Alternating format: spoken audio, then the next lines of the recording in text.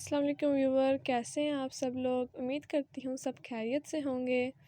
सबसे पहले तो अगर आप हमारे चैनल पर न्यू हैं तो इसे सब्सक्राइब कर दीजिए, साथ ही बेल आइकन का बटन भी प्रेस कर दीजिए। इस तरह आपको हमारे आने वाले लेक्चर नोटिफिकेशन की शक्ल में मिलते रहेंगे।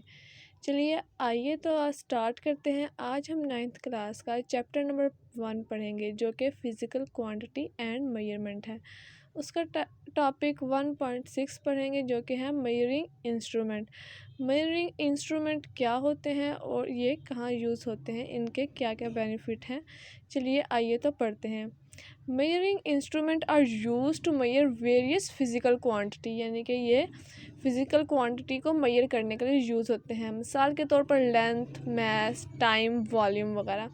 Measuring instruments used in the past were not so reliable and accurate as we use today। यानी कि ये पास्ट में यूज़ होते थे जब कोई एक्यूरेट या रिलायबल इंस्ट्रूमेंट नहीं होता था। फॉर एग्जांपल सनडियर, वाटर क्लॉक और अदर टाइम मेजरिंग डिवाइस, यानी कि टाइम को मेजर करने के लिए, ठीक है, जब हमारे पास वॉच नहीं थी होती, इस तरह वाटर क्लॉक, सनडियर, इसी तरह। On the other hand, digital clock or watches used nowadays are highly reliable and accurate। इसी तरह जो अब यूज़ हो रही हैं प्रेजेंट में, यानी कि जो सी वॉचेस वगैरह एक्यूरेट हैं, वो रिलायबल हैं, ठीक है। Here we shall describe some measuring instruments used in physical laboratory। यहाँ पे हम कुछ ऐसे इंस्ट्रूमेंट का जिक्र करेंगे जो कि फ़िज़िकल लेबॉर्ट्री में यूज़ होती है। अब क्या है the metre rule. Metre rule क्या होता है, जो स्केल होता है उसे मीटर रूल कहते हैं, जो कि फ़िज़िकल लेबॉर्ट्री में यूज़ होता है। ये आपका लॉन्ग क्वेश्चन भी आ सकता है और इसमें से शॉर्ट क्यू भी आ सकते हैं। अब मीटर रूल क्या होता है और इसका कहाँ यूज़ होता है, चलिए आइए तो मैं आपको बताती हूँ।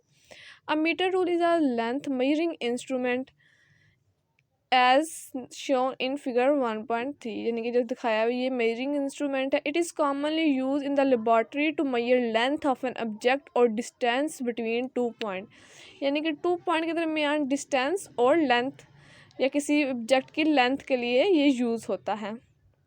It is 1 metre long which is equal to 100 centimetre, यानी कि ये 1 मीटर लॉन्ग होता है जो कि 100 सेंटीमीटर पर मुश्तमिल होता है, यानी कि 1 मीटर में 100 सेंटीमीटर होते हैं।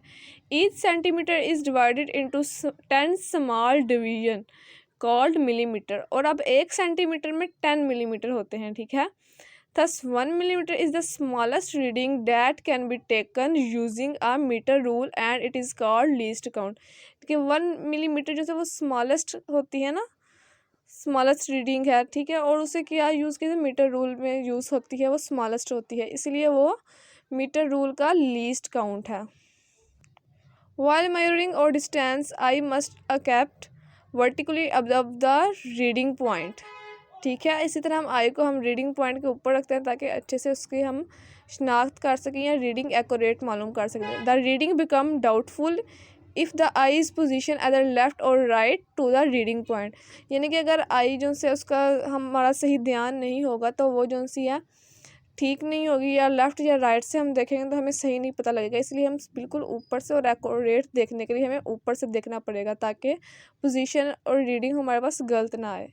ये था हमारा आज का टॉपिक जो कि कंप्लीट हो चुका है। उम्मीद करती हूँ आपको अच्छे से समझ आ गया होगा। ओके व्यूवर, अल्लाह हाफिज़, मिलते हैं नेक्स्ट लेक्चर में।